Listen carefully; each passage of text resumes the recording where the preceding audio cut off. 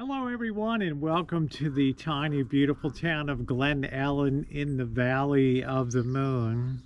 Sonoma County's one of Sonoma County's premier wine growing regions, and also the longtime home of Jack London, America's first adventure writer, author of The Call of the Wild. But it also holds a very dark and tragic and horrifying history here.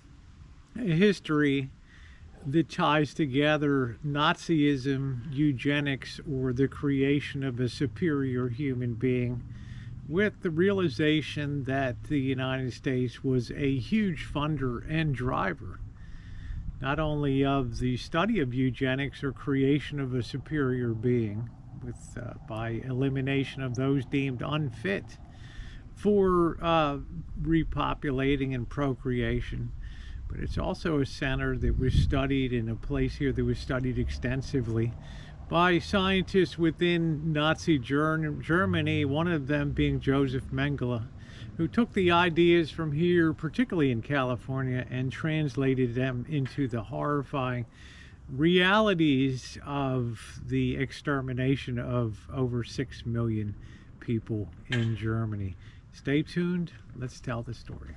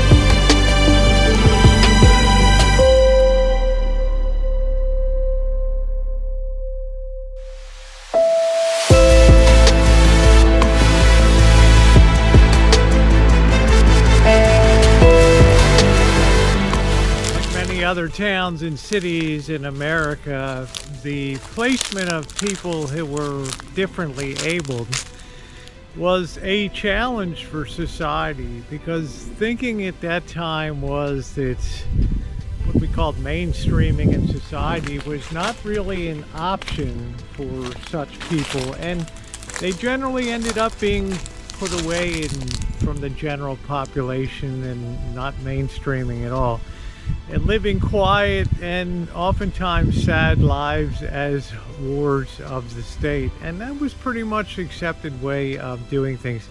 But things changed around the turn of the century with the birth of a scientific study called eugenics, many of the theories of which were propagated here in Sonoma County, even by people as famous as Luther Burbank, the plant scientist, eventually leading to the creation of mass sterilization.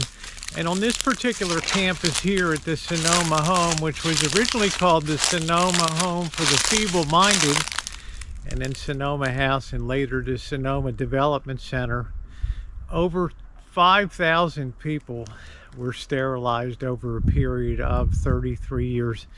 And this place led the nation in terms of forced sterilizations. It's quite a sad story, as I mentioned, and let's delve into it a little more.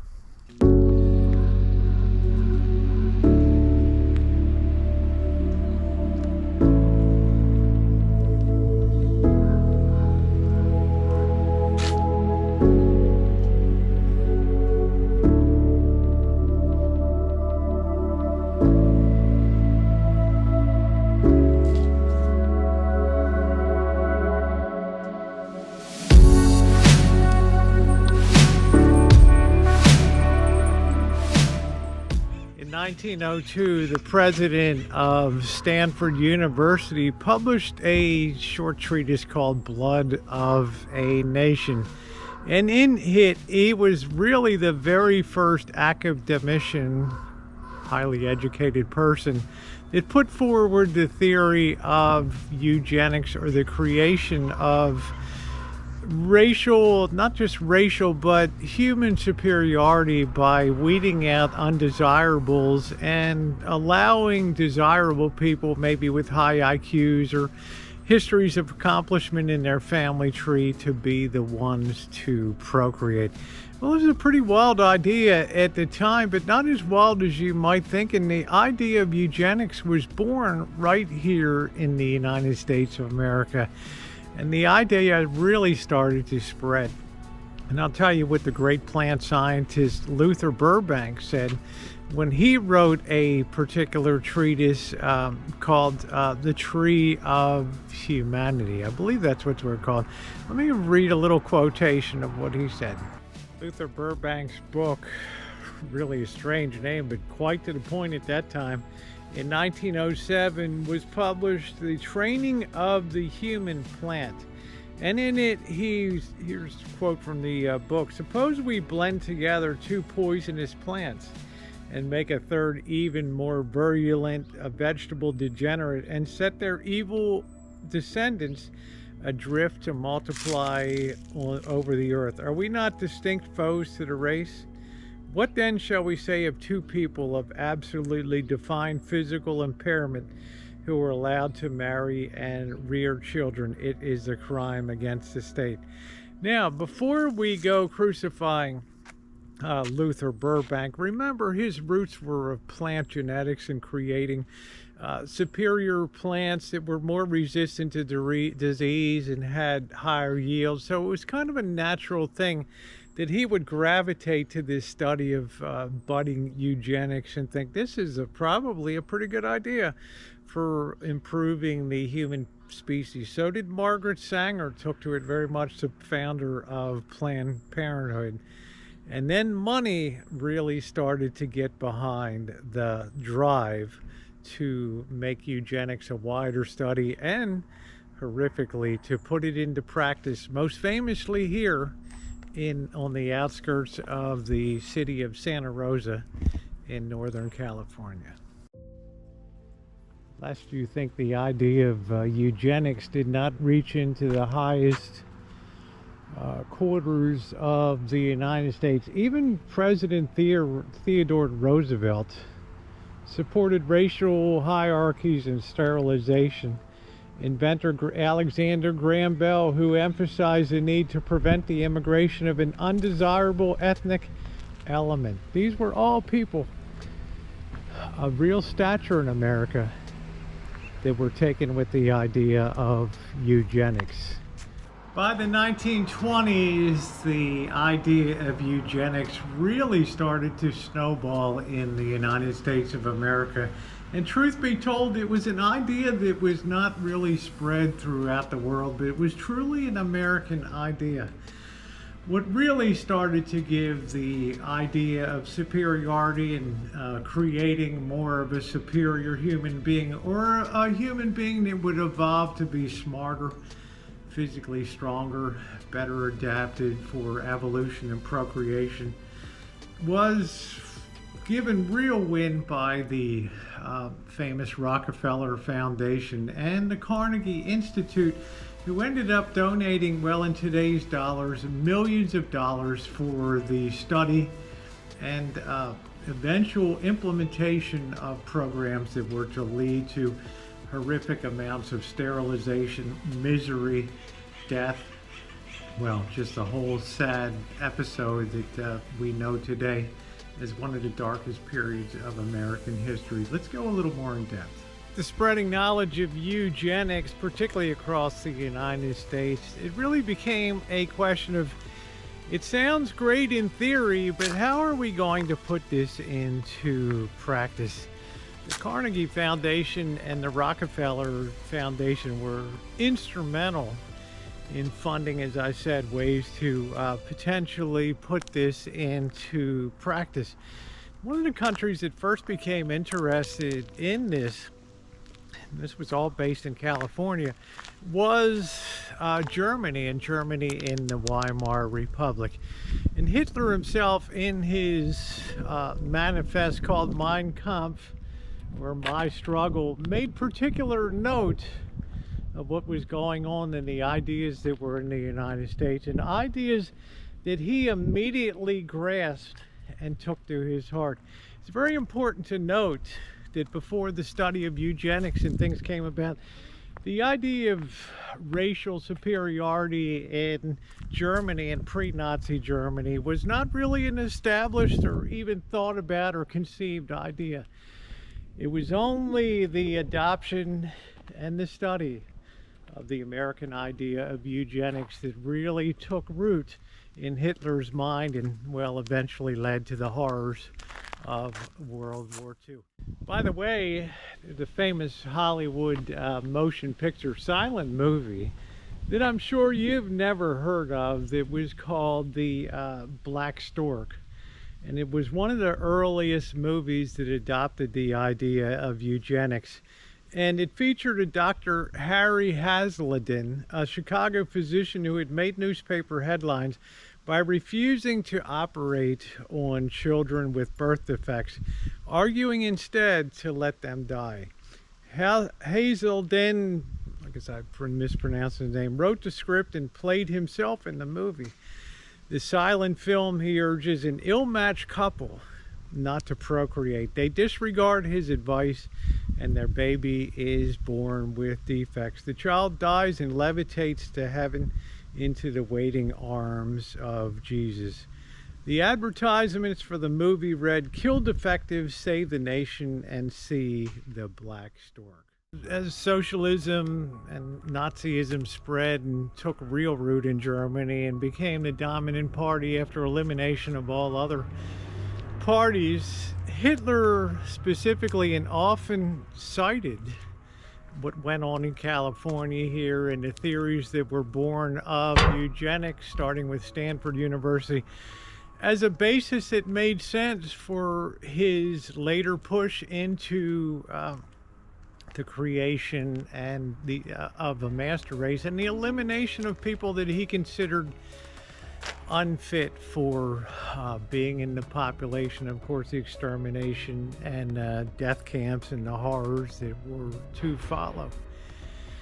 It is indeed a sad history. And how does it tie into this place? Well, this place, the Sonoma Development Center, which started as the Sonoma Home for the Feeble-Minded, was one of the first institutions in California to really grasp and run with that concept of sterilization. And they were to sterilize over 5,500 people over a course of about 30 years, tragically. Many of the cases had nothing at all to do with mental capacity or an inability to care for oneself and potentially to be taken advantage of in a sexual way. Many of the cases had to do with people that were just born of poverty, or young delinquents grabbed off the streets of LA and other places in California and sent to these places, particularly to Sonoma Home, with a choice. You either work in the fields for an indeterminate number of years and provide for your upkeep and maintenance, or you undergo sterilization, and when you're healed in a couple days, you'll be released back into the world. That's how cut and dried things were at that particular time.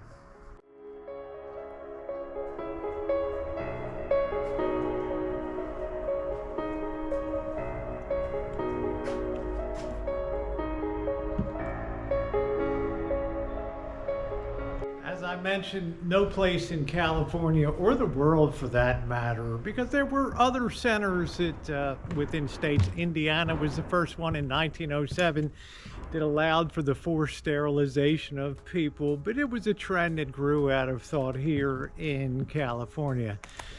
But it snowballed here to the extent that there was one sterilization being performed every, well, 2.2 days here. And as I said, over time it became less and less selective. It became more of a place that you could control potential delinquency in society, or what they termed as idiocy in society, by removing the ability to procreate, not just from those with, not just those of limited mental capacity, but people that were started to deem undesirable.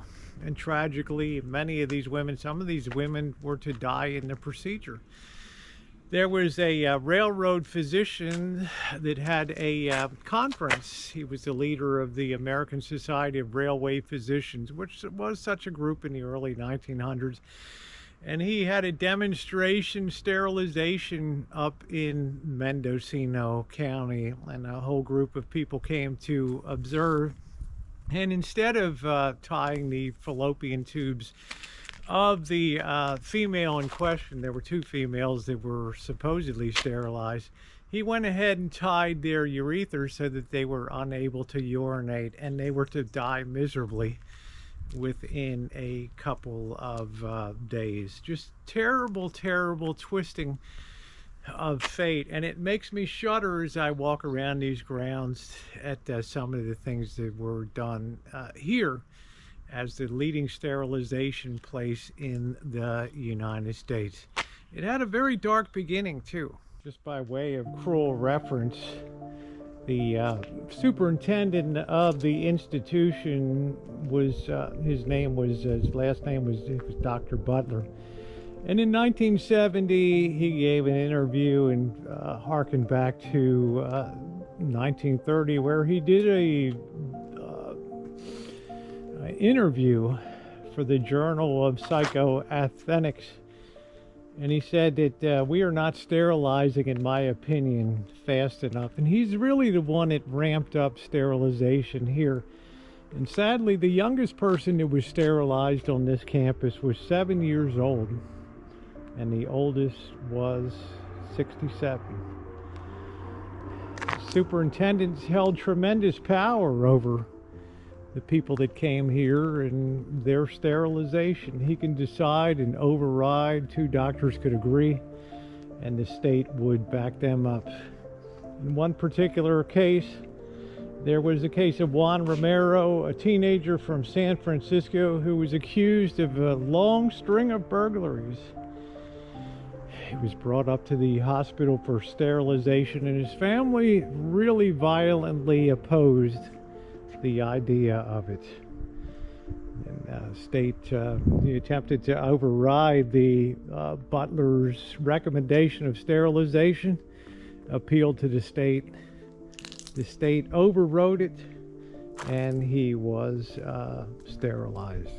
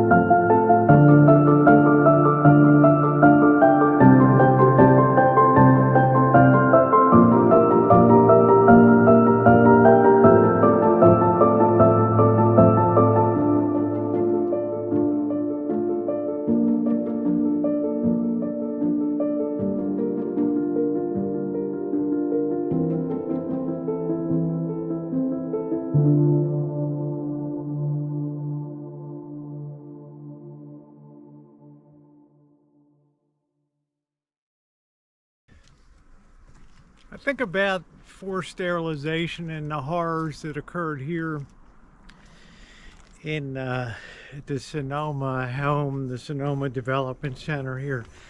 And I can't help but think of how totally futile and how just I don't know, give-upping people were when they were committed to this type of sentence for sterilization, knowing that there was really nothing that they could do about it. And it reached such an extreme in the 1930s that people were being sterilized simply because, well, if you were a young female and you were wayward, they would have a physical examination of your genitalia, and if it looked abnormal or swollen, which they believed was an indication of sexual activity, they would deem you promiscuous and sterilize you. Really huge decisions when you think about it in the context of a young person. As I mentioned, the boys that would come in because they were juvenile delinquents, and, well, we didn't need them in society. But you can imagine the helpless feeling when you know your number's up and you're in residence here and you're called into the place, to the building, to be sterilized. It must have been quite a traumatic feeling. Just as a note, besides actively funding eugenic research for German scientists, which, as I mentioned earlier, one of the big proponents and somebody that really gravitated into in a huge way to it was Mengele, the terrible experimenting scientist of the concentration camps. It's important to note that this particular Sonoma Development Center was studied extensively, not only by those who came over to the United States from Germany, but there was also an exhibition in California in 1934 down in LA showing the benefits of eugenics, and for a conference that was attended by people worldwide, it really extolled the virtues of eugenics, and with a lot of pride that this was a made in America concept.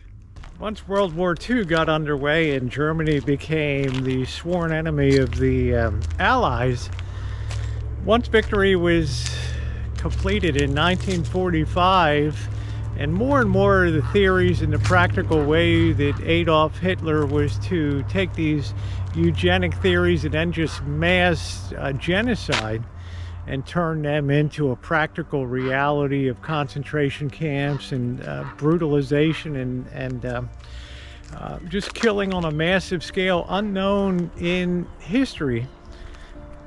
The realization reached back to the United States in interviewing a lot of the Germans after the war that, well, they were like, well, many of the ideas came from you guys in the early 1900s, Stanford University in 1902. We received money from the Carnegie Foundation and from Rockefeller and the Harriman Railroad money to undertake these studies and examine practical ways that these could be put into place in Germany. Well, this horrified people that were writing history after World War II. And remember, history is written by the victors, of course. And it wasn't long until the ideas of eugenics and Hitler's grasping of eugenics was swept under the rug for the next 25 or so years. It was only really in 1970 when people started to realize that history had often been whitewashed in, if not America, then a lot of the world, that society started to come to grips with the terrible things that were done in the name of a so-called betterment of society. And one of the most notable, of course, was the horrors that were performed here with over 5,000 forced sterilizations from age 7 to age 67. And the government finally started to accept responsibility. In the state of California, 5 governors have issued apologies, and in 2022, a bill was advancing through the California legislature to compensate the victims of their families of this terribly horrific period in American and California history that was at the root of so many ripple effects that created deaths of untold millions of people in the Second World War.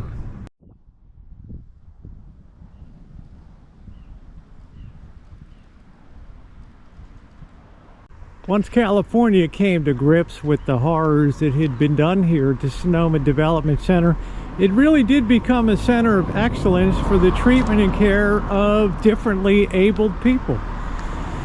And for the next 30, 40, 50 years, up until its closure in 2018, it was renowned for the compassion, care, and the efforts they took to train people to live within society no matter what their particular disabilities happen to be.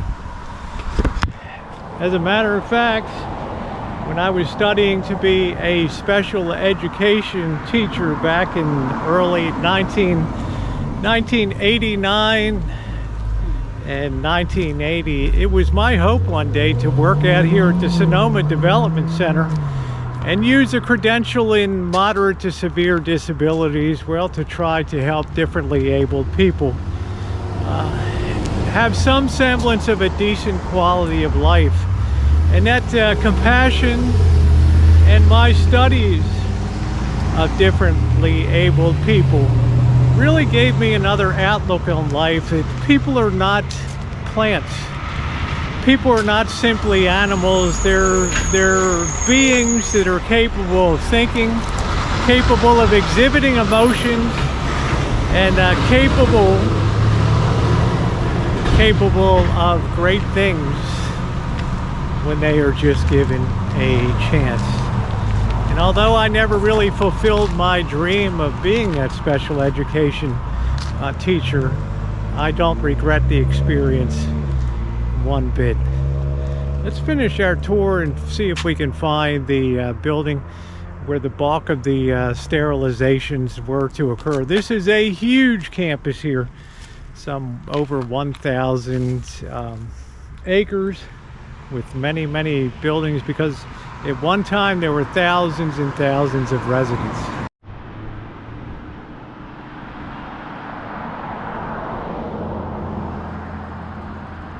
I'd be remiss if I also didn't mention too that besides being the birthplace of the science of eugenics and later what was to become known and bastardized in Germany as the creation of a master race, California was fully on board with more social experimentation and more medical experimentation on people with grave physical and mental disabilities, lobotomies, many other horrifying procedures, shock therapy. So many of those were developed here and then elevated, I don't want to say to a fine art, I can say to a fine horror. And for the people that endured those treatments, well, all we can do is exhibit some sympathy and sadness and regret.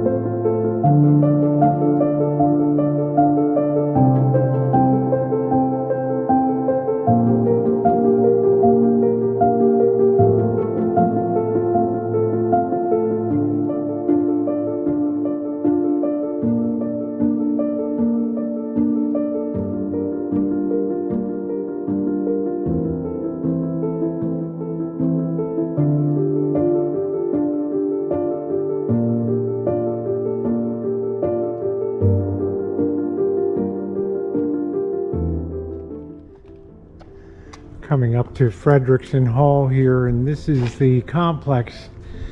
It was rebuilt and enlarged later to expand the number of people that could be accommodated for sterilization from around the state. This is where the operating rooms were.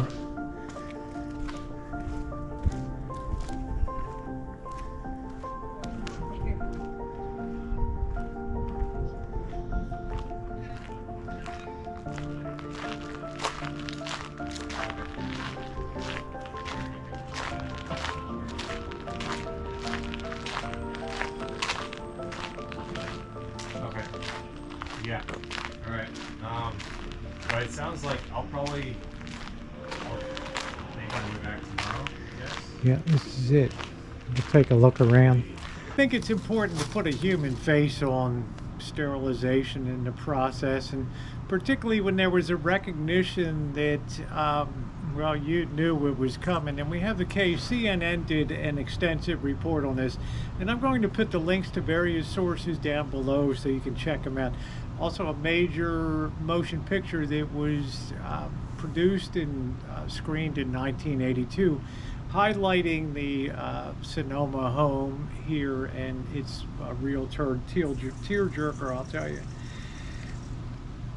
Charlie Follett was a teenager living in California's Sonoma State Home. As he did most days, Follett sat in the field singing popular tunes to himself, enjoying the sunshine and the solitude. Suddenly, someone came outside to get Follett and brought him to the hospital. They told him to lie down on an operating table, and then the needle came out. First, they shot me with some kind of medicine. It was supposed to deaden the nerve. Then the next thing I heard was snip, snip, and that was it. The doctors didn't tell Follett what they were doing, but he knew anyway. Other boys at the state home had told him how much it hurt to have a vasectomy. Now it was his turn. When they did, my right side, it seemed like they were pulling my whole insides out. One of 20,000 Californians forcibly sterilized between 1909 and 1963.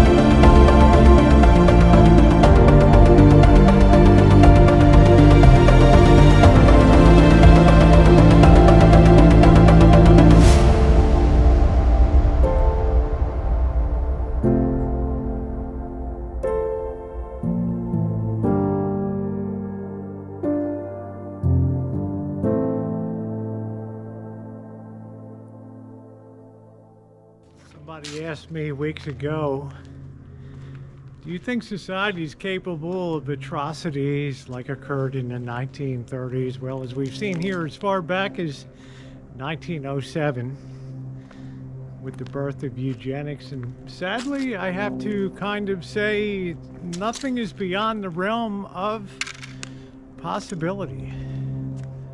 Sometimes when an idea takes hold, we don't know what kind of legs it will have, how far it'll go, and how many people will be swept up in the vortex of what might be a terrible idea. I've never underestimated the horrors that men are able to visit on other men.